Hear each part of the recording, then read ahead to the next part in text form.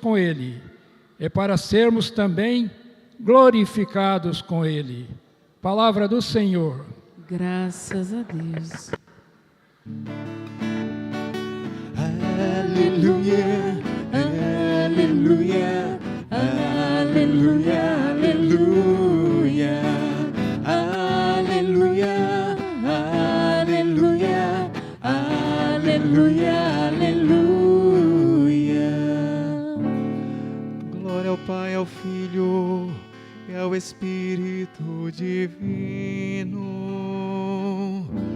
ao Deus que é, que era e que vem pelos séculos. Amém. Aleluia. Aleluia, aleluia, aleluia, aleluia, aleluia, aleluia, aleluia, aleluia. O Senhor esteja convosco. Ele está no meio de nós. Proclamação do Evangelho de Jesus Cristo segundo Mateus. Glória a vós, Senhor. Naquele tempo, os 11 discípulos foram para a Galiléia, ao monte que Jesus lhes tinha indicado. Quando viram Jesus, prostraram-se diante dele. Ainda assim, alguns duvidaram. Então Jesus aproximou-se e falou: Toda a autoridade me foi dada no céu e sobre a terra. Portanto, ide e fazei discípulos meus todos os povos, batizando-os em nome do Pai, e do Filho, e do Espírito Santo, e ensinando-os a observar tudo o que vos ordenei. Eis que eu estarei convosco todos os dias, até ao fim do mundo. Palavra da salvação. Glória a vós, Senhor. Aleluia, aleluia, aleluia, aleluia, aleluia, aleluia, aleluia, aleluia. Rezemos por um instante em silêncio. Invoquemos o auxílio do Divino Espírito Santo, pois só Ele pode dar-nos a plena compreensão da palavra. Supliquemos.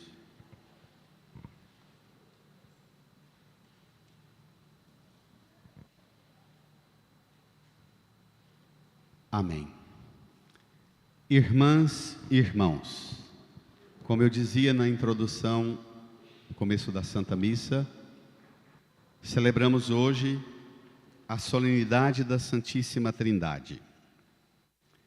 Depois de termos percorrido o caminho que começou em novembro, com o primeiro domingo do Advento, anunciando e preparando a gente para celebrar a vinda do Senhor no Natal, celebramos o nascimento de Jesus, as manifestações da sua chegada e depois seu batismo, suas pregações, o anúncio do reino de Deus que chegou, seus prodígios, milagres e sinais, que desencadearam na firme decisão de Jesus de ir para Jerusalém, e em Jerusalém o desfecho da sua paixão, morte e ressurreição.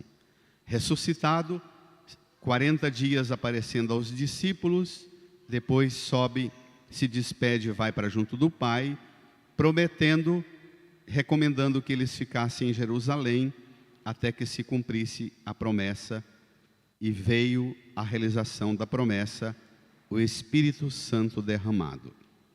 Esta síntese que nós vivemos é também a síntese da Sagrada Escritura.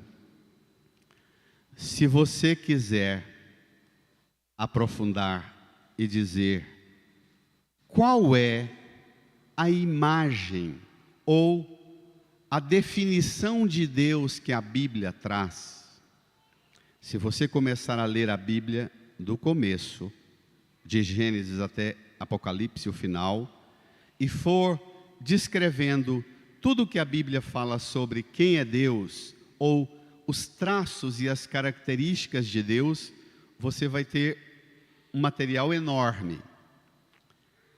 Se depois de você tirar tudo o que a Bíblia fala sobre Deus, quem é Deus, e ainda assim perguntar a um grupo de estudiosos ferrenhos de tudo aquilo que a Bíblia fala sobre Deus, que definição brota? Qual é a síntese que apresenta de uma forma clara quem é Deus? Bento XVI responde assim: você encontrará a ideia e não a palavra.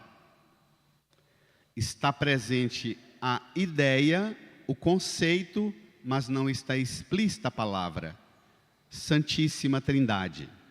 Em nenhum lugar está escrito na Bíblia que Deus é a Santíssima Trindade.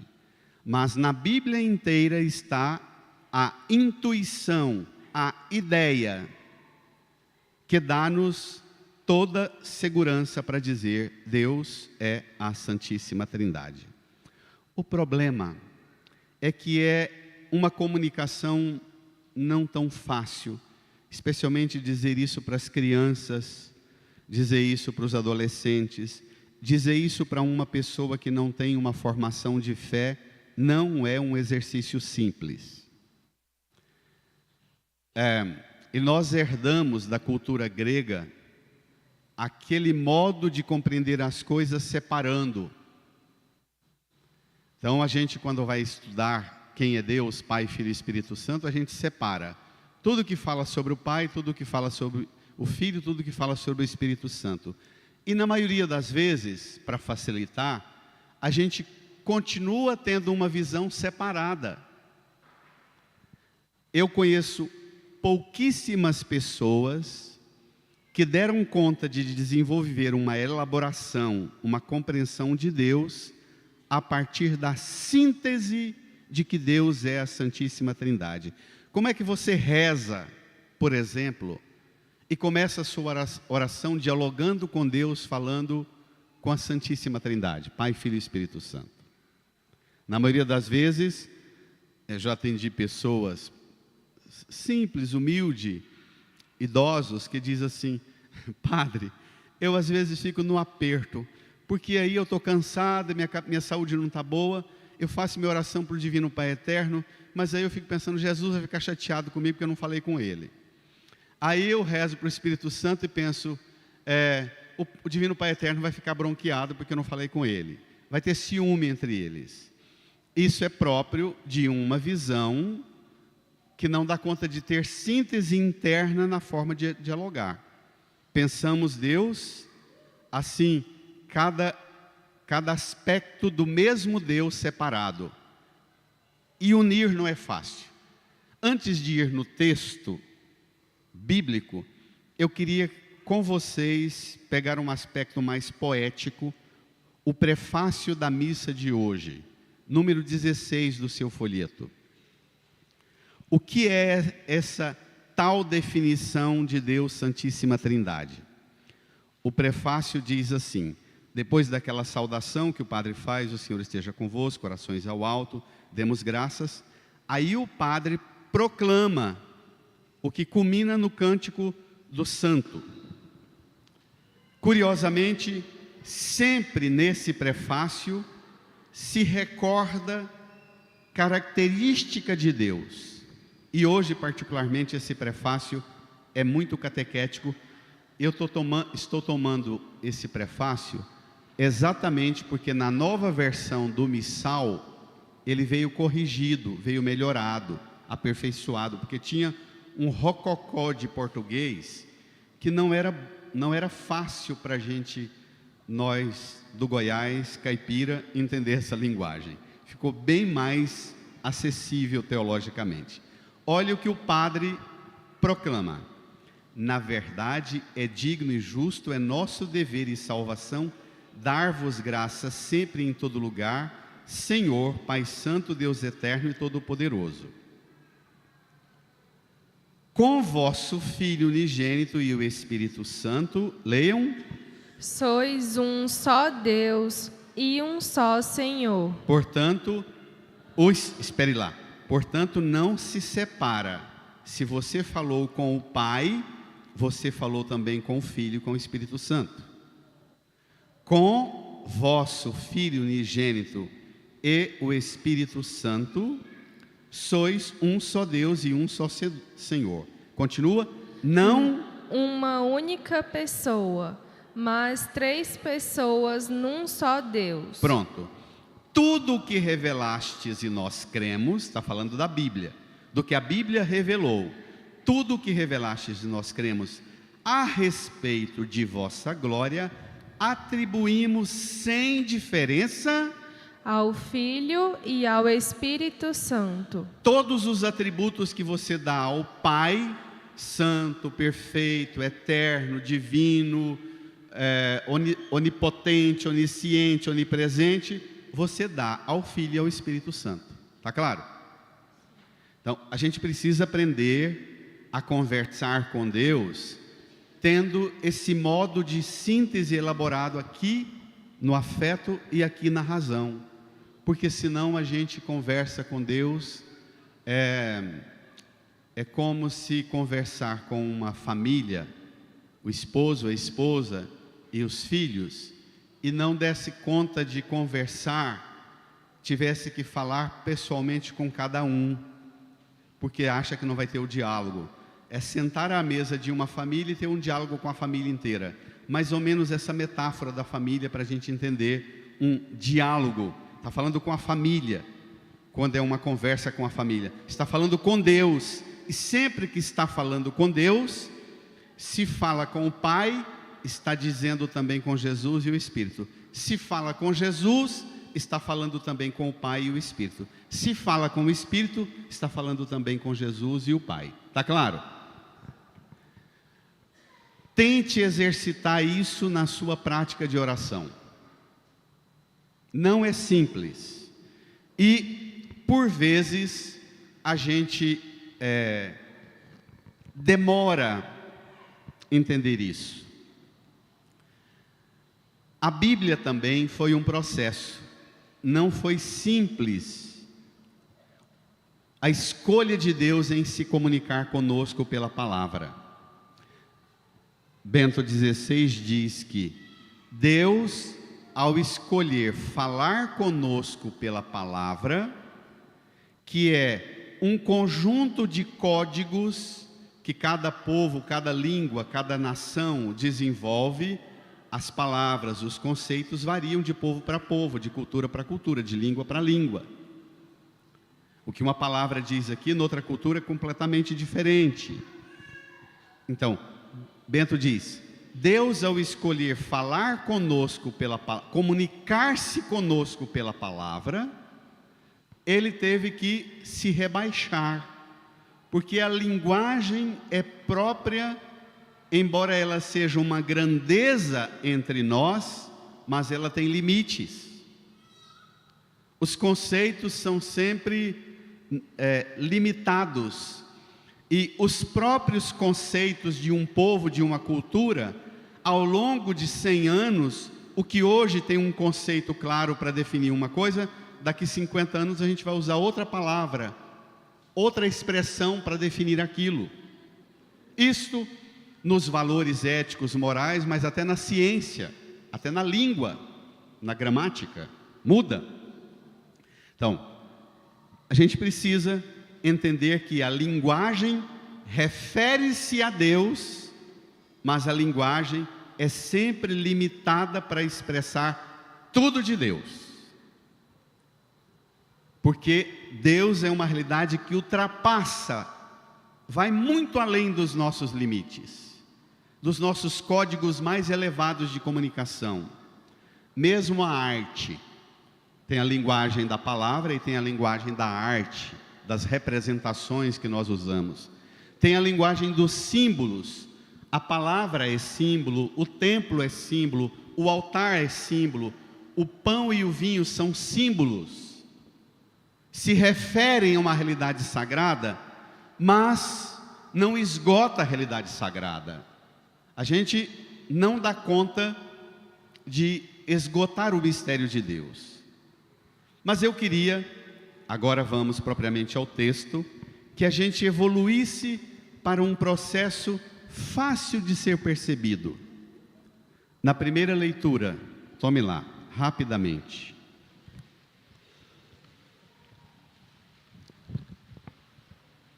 Deus fala com o povo através de Moisés. E Deus manda Moisés dizer ao povo um questionamento. Moisés falou ao povo dizendo: interroga os tempos antigos que te precederam, desde o dia em que Deus criou o homem sobre a terra, e investiga de um extremo ao outro dos céus, se houve jamais um acontecimento tão grande, ou se ouviu algo semelhante. Existe porventura algum povo que tenha ouvido a voz de Deus, falando-lhe do meio do fogo, como tu ouviste, e tenha permanecido vivo?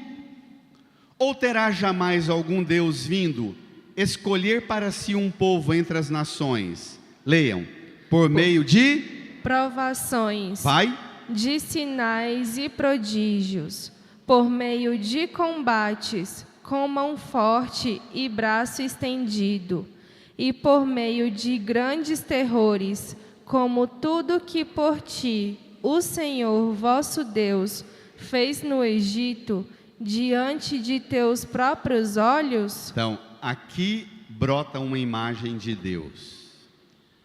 A imagem de um Deus que se manifesta através de coisas fortes, do meio do fogo, com provações, sinais, prodígios, combates, mão forte, braço estendido e grandes terrores. Esta é a imagem antiga de Deus. Esta é a imagem primitiva de Deus.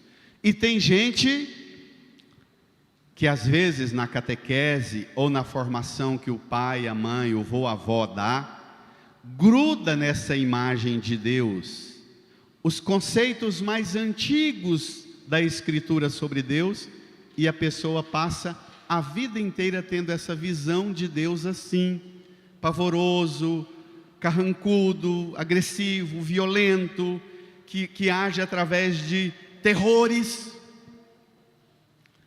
É preciso compreender Deus trabalhando todas as imagens de Deus, e não só aquelas que você escolhe, ou que escolheram para você, que é mais grave. Que às vezes um pai, uma mãe, um vô, uma avó, não tendo tempo de te ensinar, te ensina ameaçando, e aí vai na imagem de Deus severa, nesta aí de Moisés, uma imagem carrancuda de Deus, e fica isto. E é pouco. A gente, repito, a gente precisa compreender Deus a partir de toda a revelação de Deus, e não só de algumas imagens.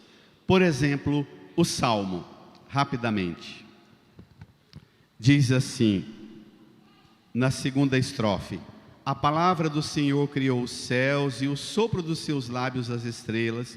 Ele falou e toda a terra foi criada, Ele ordenou e todas as coisas existiram. O Senhor pousa a olhar sobre os que o temem e que confiam esperando em seu amor, para da morte libertar as suas vidas e alimentá-los quando é tempo de penúria. Uma imagem bem mais suave de Deus, não é? Não é? Bem mais suave. Aqui está mais na linha da poesia, da contemplação da obra, da criação, da natureza, dos alimentos, dos dons dados por Deus. Mas ainda tem imagem mais suave, mais leve. Vamos à segunda leitura. Carta de Paulo aos Romanos. Aqui é para fazer a grande mudança, o grande salto, daquela imagem de Moisés para esta imagem que o apóstolo Paulo. É um salto enorme que a gente precisa aprender a fazê-lo. Vamos lá? Irmãos, todos aqueles que se deixam conduzir pelo Espírito de Deus são filhos de Deus. Espere lá, olhe lá. aqui já entra numa linguagem de liberdade, numa linguagem de suavidade. Todos aqueles que se deixam conduzir pelo Espírito. Aqui não são os mandamentos, as ameaças, os terrores, a severidade, mas um deixar-se conduzir. Ora, para você deixar-se conduzir, qual é o sentimento que tem que apropriar você? De confiança, de serenidade, de calma, não é? De entrega, não é? É esse o sentimento que tem que te habitar. Para deixar-se conduzir, é preciso experimentar, como o Salmo canta, provai e vede quão suave é o Senhor. Aí você se deixa conduzir. Se deixam conduzir pelo Espírito de Deus, são filhos de Deus. E agora o salto. Aceitar ser filho de Deus não é um caminho fácil. Veja o que o próprio Paulo diz. Versículo 15, leia. De fato, vós não recebestes um espírito de escravos, para recairdes no medo. Espere lá. Vós não recebestes um espírito de escravos para recairdes no medo. Portanto, toda visão de Deus baseada no medo tem que ser deixada, porque isso é para escravo. A relação com Deus não é mediada pelo medo. Deus não dialoga conosco, embora tenha uma linha de pregadores que está na moda. Pululam na internet a linguagem de pregadores que a cada 10 palavras que falam, a metade é do diabo, do capeta e da ameaça do mal ou de Deus. E pregam que se você não ficar livre do capeta, Deus é severo, Deus vai te punir. Você tem dois te ameaçando, Deus e o capeta. Aí não dá, minha gente. É preciso criar coragem para experimentar Deus à altura do que Deus é.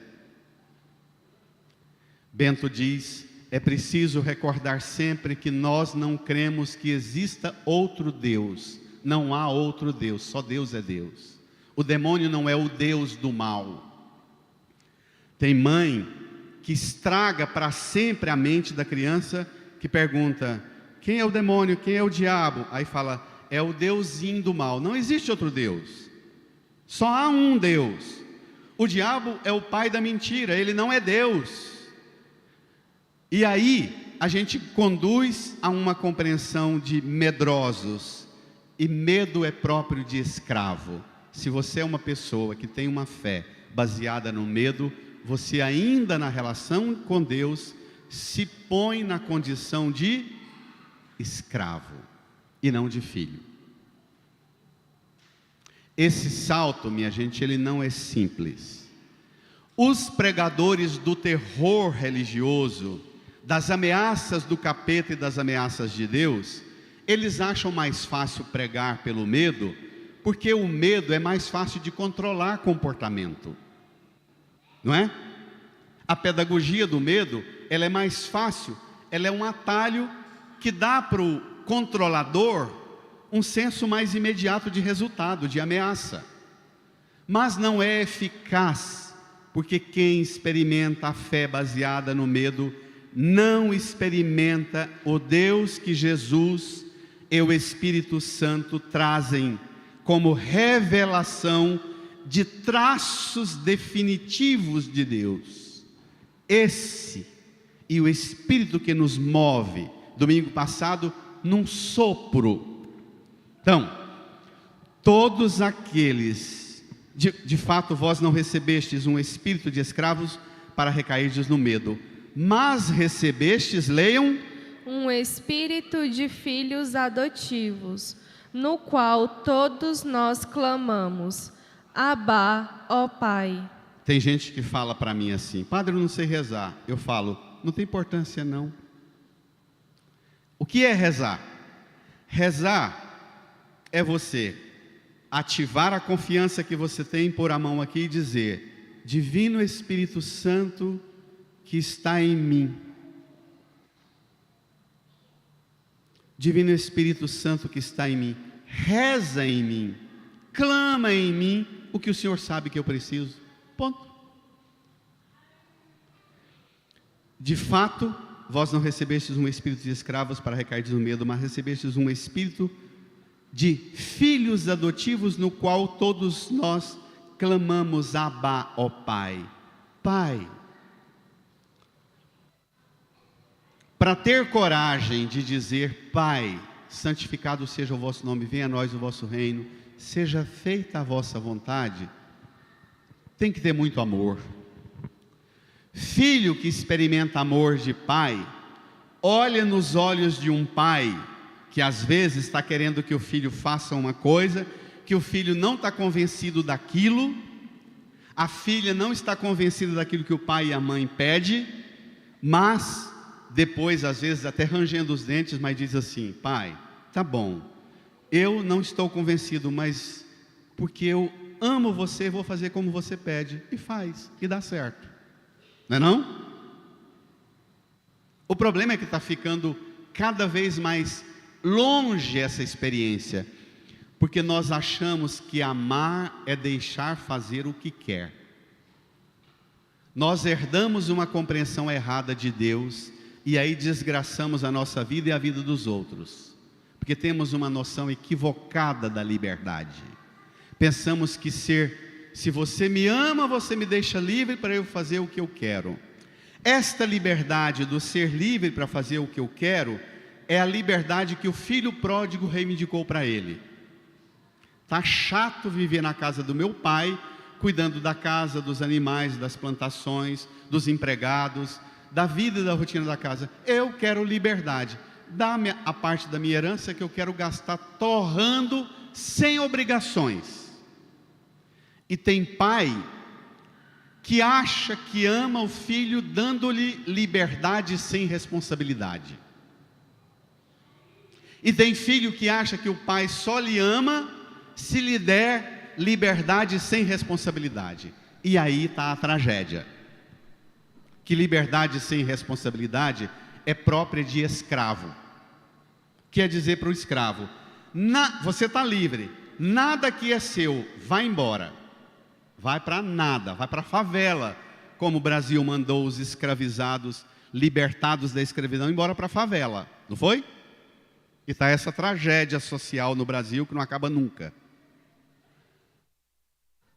Esta libertação dos escravos não foi libertação, foi dispensar uma mão de obra que era mais cara do que pegar migrante vindo da Europa de navio. E a gente fala, libertou os escravos, libertou não, dispensou-os sem nada, para ir para o morro, invadir morro e morar no morro. Filho que é filho, tem liberdade e tem responsabilidade, sabe por quê? Porque filho tem o que o escravo não tem, filho tem herança. Vamos ver? Essa é a diferença. Filho tem herança. E a herança que o pai conquistou a duras provas, com sofrimento e provação, e que às vezes o filho quer torrar tudo de uma hora para outra, porque ele tem nele a visão de escravo. Ele pensa e se assume como escravo. Ele não se assume como filho. Versículo 16 da segunda leitura. O próprio Espírito se une ao nosso espírito para nos atestar que somos filhos de Deus. E se somos filhos, somos também herdeiros, herdeiros de Deus e co-herdeiros de Cristo. Espere lá. Somos herdeiros de Deus e co-herdeiros de Cristo. E aí, o que é a herança? A responsabilidade, os bens que tem que ser cuidado, administrado.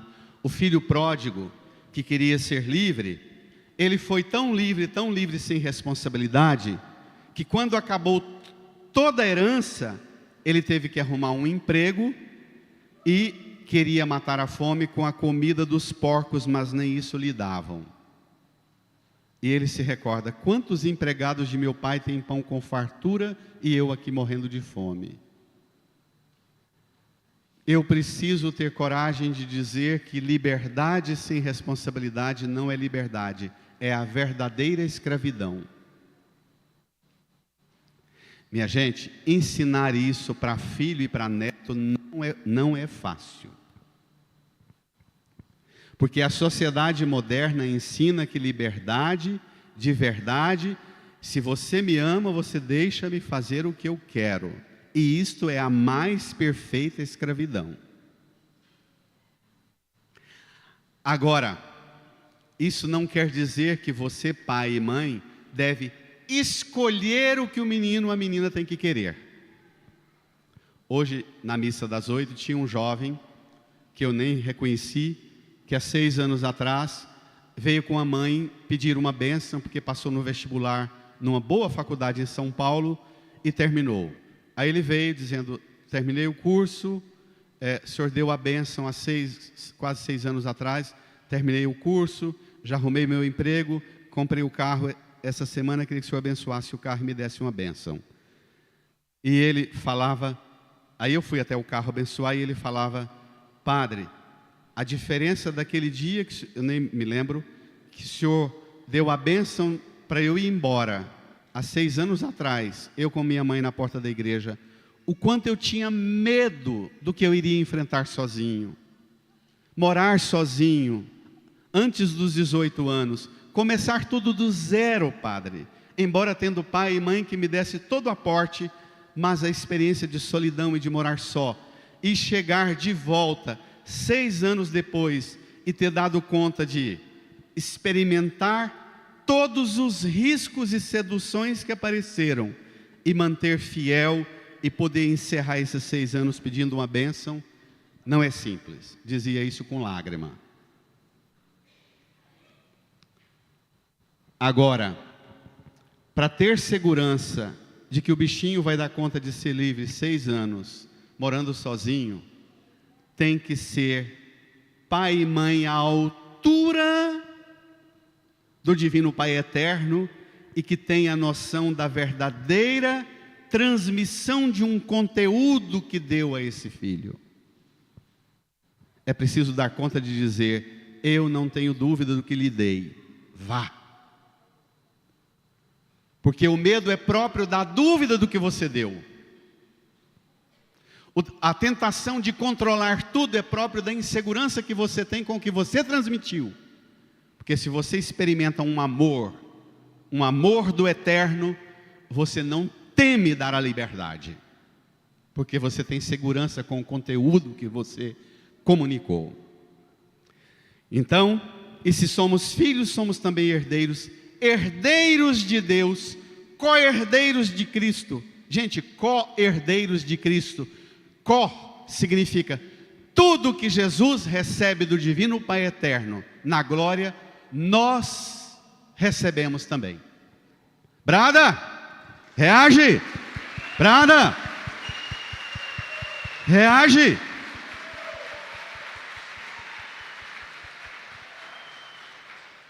E vem 2 palavras maravilhosas, que termina a segunda leitura dizendo assim: se realmente sofremos com Ele, é para sermos também glorificados com Ele. Ah, tá. Quer dizer que a verdadeira liberdade, ela se caracteriza por uma coisa. A verdadeira liberdade, ela tem o quê? Sofrimento, renúncia. A verdadeira liberdade, ela supõe processos permanentes de sofrimento, de renúncia. E a falsa liberdade é exatamente aquela que não quero sofrer, não fiz filho para sofrer. Então você vai criar um maldito para a vida e até para o mercado. Porque aquele bonachão que recebeu tudo de você, arruma emprego, 2 bronquinhas que leva, abandona o emprego. Não está assim? Não está desse jeito?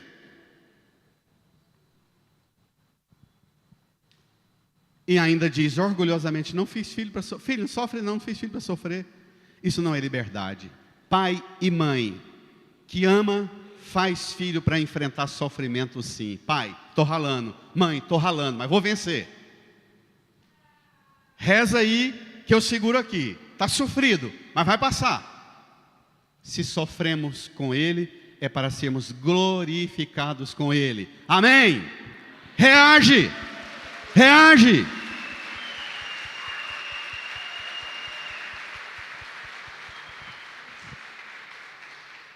Ora, que noçãozinha, agora vem o melhor. Deus poderia vir para julgar este mundo, para destruir o mal, para castigar aqueles que agem nas trevas. Bento XVI, olhe esse texto. Deus poderia vir para julgar este mundo, para destruir o mal, para castigar aqueles que agem nas trevas. No entanto, Ele demonstra que ama o mundo, que ama o homem, que não obstante o seu pecado, envia aquilo que Ele tem de mais precioso, seu Filho unigênito. E não só o envia, mas doa-o ao mundo. Jesus é o Filho de Deus, que nasceu para nós, que viveu para nós, que curou os doentes, perdoou os pecados e acolheu todos. Respondendo ao amor que vem do Pai, o Filho entregou a sua própria vida por nós. Olhe para a cruz. Na cruz, o amor misericordioso de Deus chega ao seu ápice. E é na cruz que o Filho de Deus nos obtém a participação na vida eterna, que nos é comunicada mediante o dom do Espírito Santo. Assim, no mistério da cruz, onde Jesus sofreu, há também o mistério da glória, onde Ele garante a nossa redenção. O Pai doa o seu Filho unigênito para a salvação do mundo. O Filho que cumpre até ao fundo o desígnio do amor do Pai. E o Espírito Santo, que Jesus, ao dar o seu Espírito, soprar o seu Espírito entregando sua vida na cruz, Ele sopra sobre nós o Espírito de vida que transforma a nossa vida e faz-nos transformadores da vida do mundo e da vida uns dos outros. Isso é amor. Você quer saber se o que você está dando para o filho e para o neto é o amor? É se o amor que você doa transforma a vida dele e o faz transformador da vida dos outros e da vida do mundo. Amém? Se o bichinho, quanto mais você sofre e dá as coisas para ele, mais reclamão e egoísta fica, desconfie do seu amor. Não desconfie dele primeiro não, desconfie do seu amor. Tá claro, gente? Porque às vezes é mais fácil só falar mal do filho e não ter coragem de enfrentar a própria debilidade. Jesus na cruz nos fez conhecer e revelou-nos que Deus é amor. Não na unidade de uma única pessoa, mas na trindade de uma só substância. É Deus, Criador e Pai misericordioso. É Deus, Filho unigênito, eterna sabedoria, que veio a este mundo, que morreu, ressuscitou para dar-nos vida. E finalmente, é Espírito que tudo move, o cosmos, a história, rumo à plena realização final. Três pessoas que são um só Deus, porque o Pai é amor, o Filho é amor, o Espírito Santo é amor. Deus é tudo e somente amor, amor puríssimo, amor infinito, amor eterno. Não vive numa solidão maravilhosa, mas é sobretudo fonte inesgotável de vida, que se doa, que se comunica incansavelmente. Agora, talvez o desafio maior é entender que nós somos imagem e semelhança desse Deus, que é amor.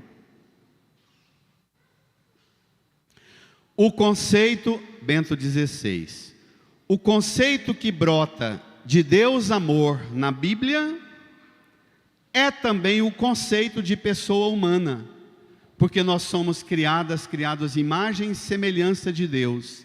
Nós somos homens e mulheres, imagem e semelhança de Deus, quando respondemos ao amor, sendo amor, como pai, mãe, esposa, esposo, filho, como alguém que atua na profissão no mundo, amor.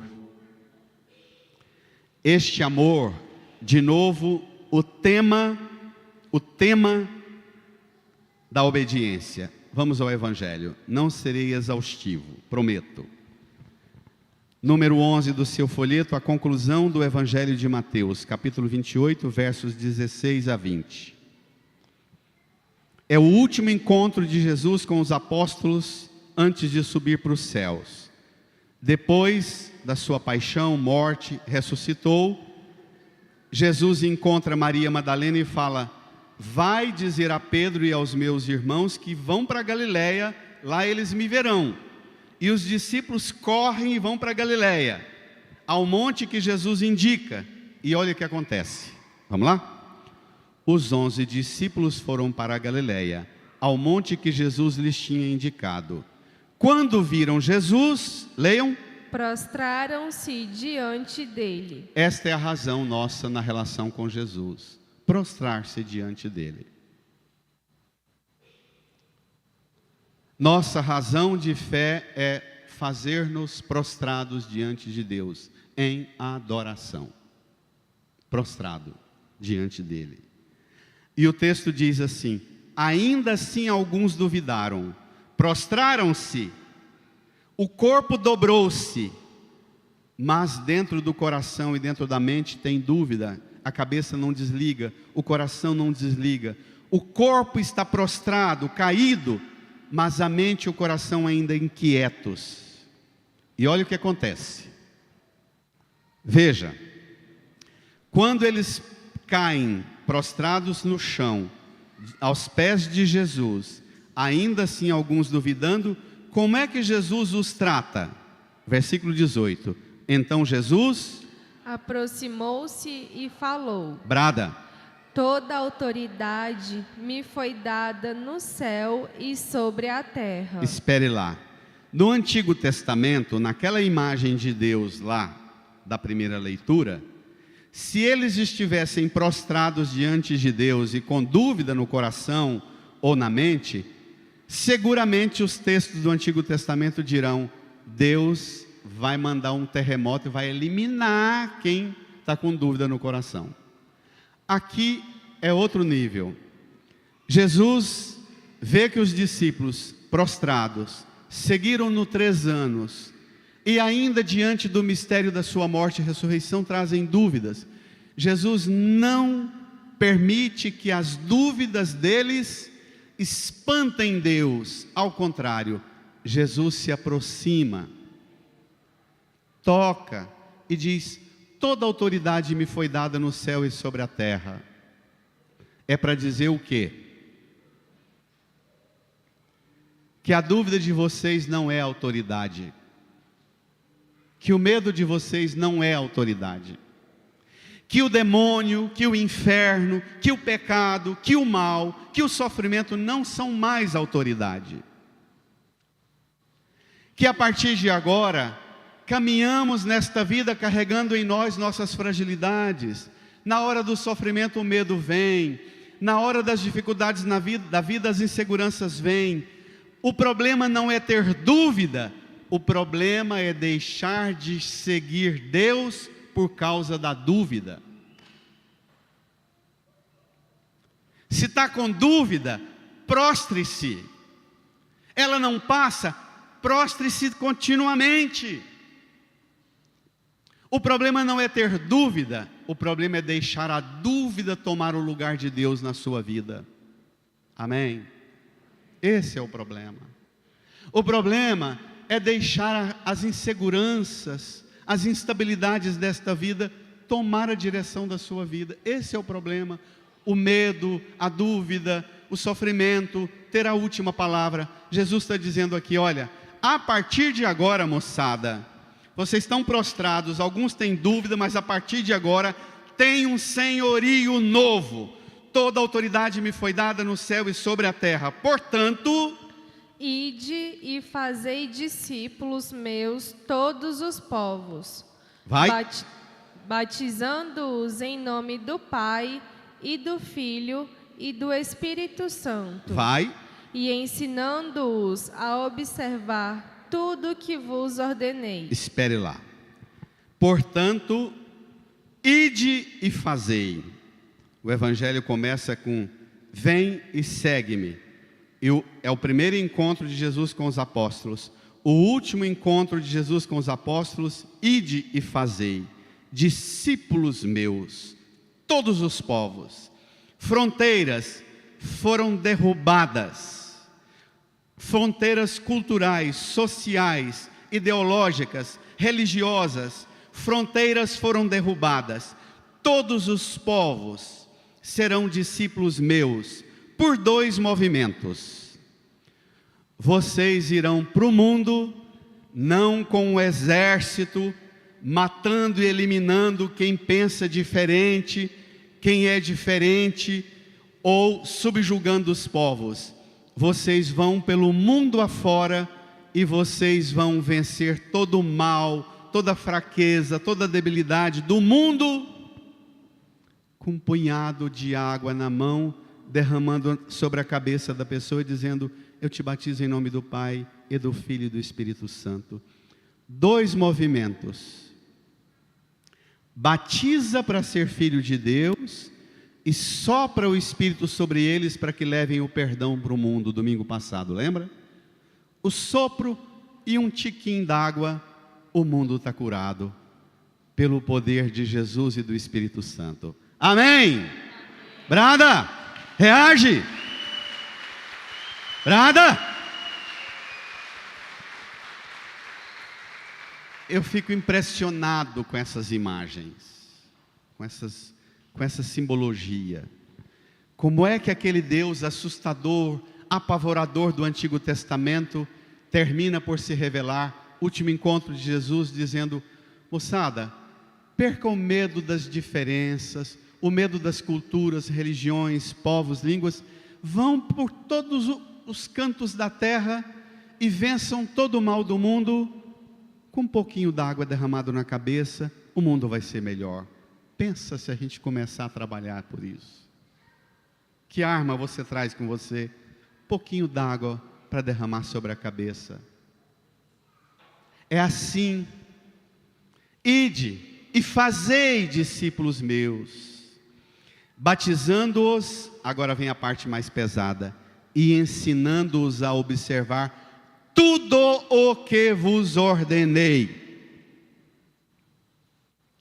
A grande tragédia do cristianismo é que a gente batiza, mas nós pregadores não temos coragem de ensinar a observar tudo o que Jesus ordenou. Sabe por quê? Porque nós pregadores não pregamos para tornar as pessoas discípulas de Jesus, mas seguidores nossos nas redes sociais. Essa é a tragédia. Esta é a tragédia da pregação do Evangelho. A gente faz discípulos de nós mesmos, seguidores de nós mesmos, e não ensinamos as pessoas a observar tudo o que Cristo ordenou, por 2 motivos. Primeiro, porque se ensinar as pessoas a observar o que Cristo ordenou, primeiro, as pessoas não irão nos seguir, elas irão seguir Jesus.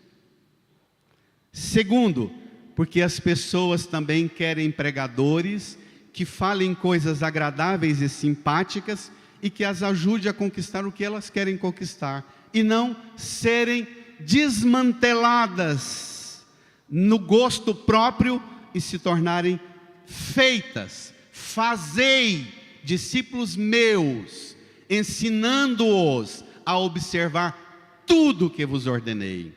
Aí o vovô e a vovó falam assim, o papai e a mamãe dizem assim, não pode ensinar desse jeito, porque está sofrendo, não pode sofrer. Filha, filho, se essa igreja está ensinando você a fazer renúncias, a fazer um segmento mais rigoroso na fé, filho, não está certo, você tem que ser feliz. Papai e mamãe quer você feliz, nesse emprego, nessa igreja, nesse casamento. Esse marido está te dando trabalho, deixa. Essa esposa está difícil, deixa. Te fiz para ser feliz. A tragédia da noção equivocada de felicidade e de liberdade.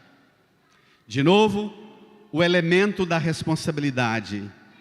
Para viver e transbordar no aguaceiro derramado no batismo, é preciso aprender a observar tudo o que Cristo ordenou. Eis o desafio. Cada vez menos há seguidores, porque estão seguindo não Jesus, mas seguindo pregadores fanáticos, influenciadores da internet, que arrastam e arrecadam para si dinheiro, poder, prestígio, fama, riqueza, junto com escândalos e perdas irreparáveis. A maior perda, o maior prejuízo é que nem o pregador e nem os ouvintes da pregação se tornam discípulos e seguidores de Jesus. Esse é o maior prejuízo. Irmã, irmão, hoje é dia de você voltar à fonte do seu batismo. Bento XVI diz que quando a gente batiza em nome do Pai, do Filho e do Espírito Santo, e a partir dali a gente aprende a fazer o sinal da cruz. Eu já disse isso tantas vezes, mas termino a pregação repetindo. Quando a gente diz em nome do Pai e toca a cabeça, a gente diz: Senhor, Pai misericordioso, reina sobre todos os meus pensamentos, minha razão, minha inteligência, minha compreensão das coisas, reine em minha mente. Em nome do Filho, toca esta região do abdômen dizendo: Filho, Jesus que conheceu nossas necessidades, nossas fraquezas, reina sobre as nossas necessidades básicas para sustentar nossa vida, fiéis, filhas e filhos do amor do Pai, irmãs e irmãos cuidando das necessidades uns dos outros, reina sobre as necessidades. Em nome do Espírito Santo, tocamos de um ombro ao outro a região dos afetos. Falamos para o Espírito Santo: reina sobre as minhas emoções, afetos, amores e desamores, reina plenamente sobre mim. Bonito, né? Quem de nós faz o nome do Pai pensando isso? Na maioria das vezes é em nome do Pai e do Espírito Santo também. A mão nem combina com o que a boca está falando, e a mente nem acompanha. Não é assim? Basta ver o jeito que nós rezamos o nome do Pai, rezamos o Pai Nosso. Volta à fonte do seu batismo, ao dia que foi derramada sobre a sua cabeça a graça de você ser, não escrava, escravo no medo, mas filha e filho herdeiro. Herdeiro porque tem herança, porque tem responsabilidade a cuidar. Está claro? Está claro?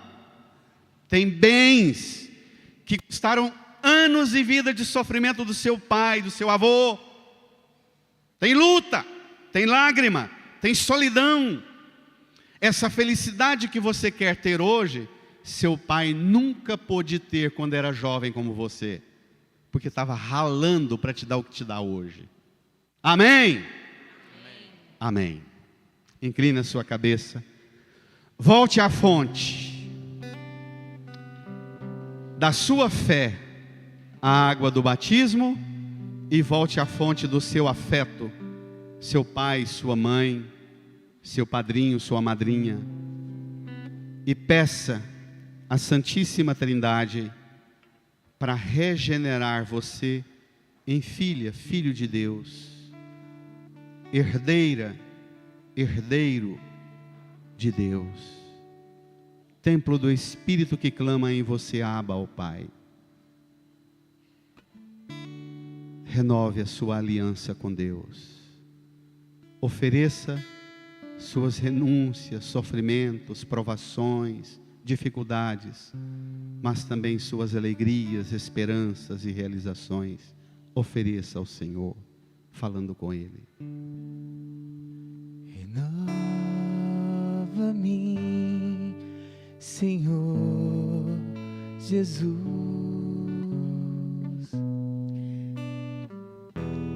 Já não quero ser igual. Renova-me, Senhor Jesus.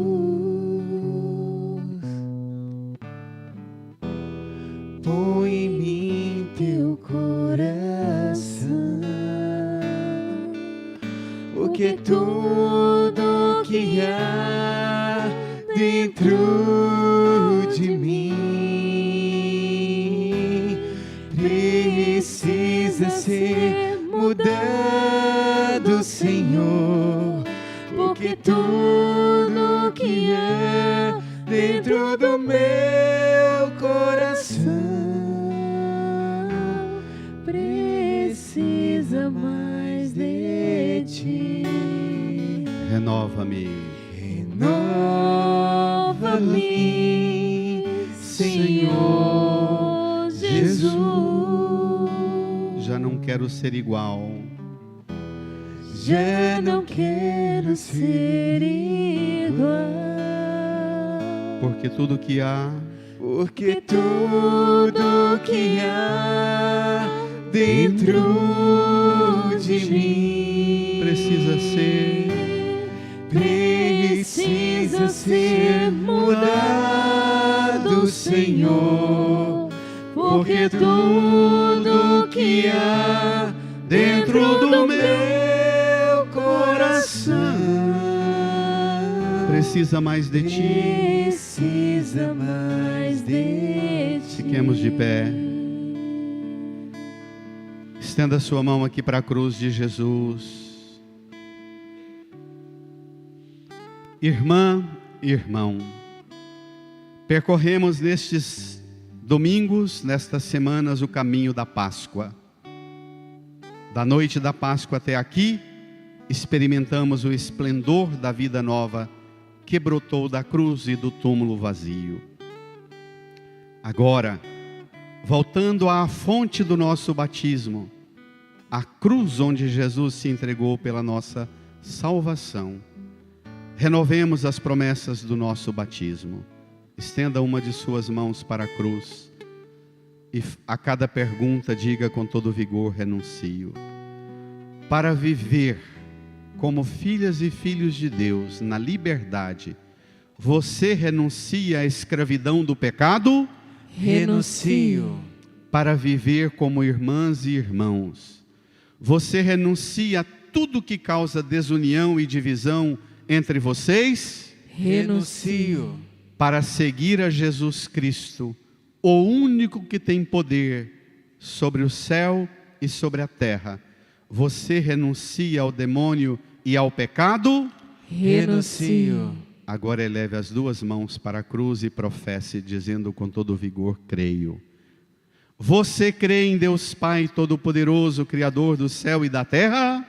Creio. Você crê em Jesus Cristo, seu único Filho, nosso Senhor, que nasceu da Virgem Maria, padeceu e foi sepultado, mas ressuscitou dos mortos, subiu aos céus e está sentado à direita do Pai?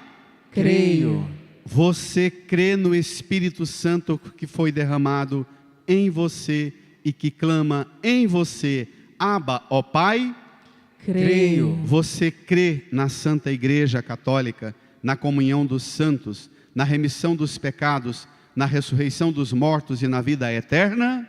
Creio. Põe a mão no seu coração, feche os olhos e diga: Senhor, Senhor, Deus, Deus, Pai, Filho e Espírito Santo, Pai, Filho e Espírito Santo, Santíssima Trindade, Santíssima Trindade, puro amor, por por amor, o Senhor me criou o Senhor me criou no amor, no amor, para o amor. para o amor. Eu renovo essa fé, Renova essa fé, esta alegria esta e alegria a disposição e a disposição de cuidar da herança, de cuidar da herança, porque sou filho porque sou filho no amor. do amor.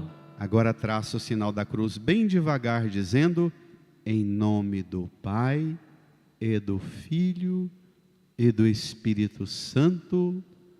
Amém. Amém. Amém. Deseja a paz de Jesus para quem está do seu lado. Saudai-vos. Vejo manifestar o poder da criação. Nos seus lábios eu vejo estar o sorriso de um irmão. Quero te dar a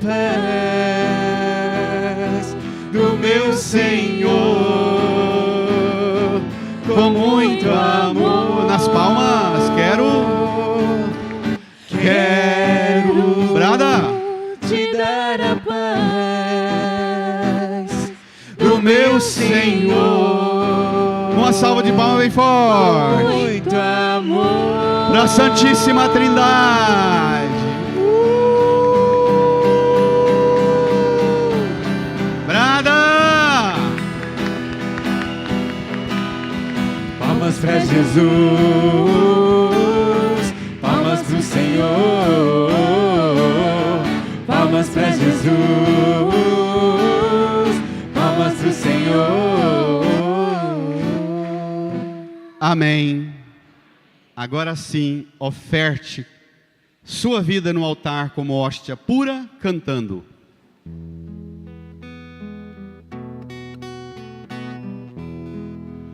O Trindade imensa e una, vossa força tudo cria, vossa mão que rege os tempos, antes deles existia.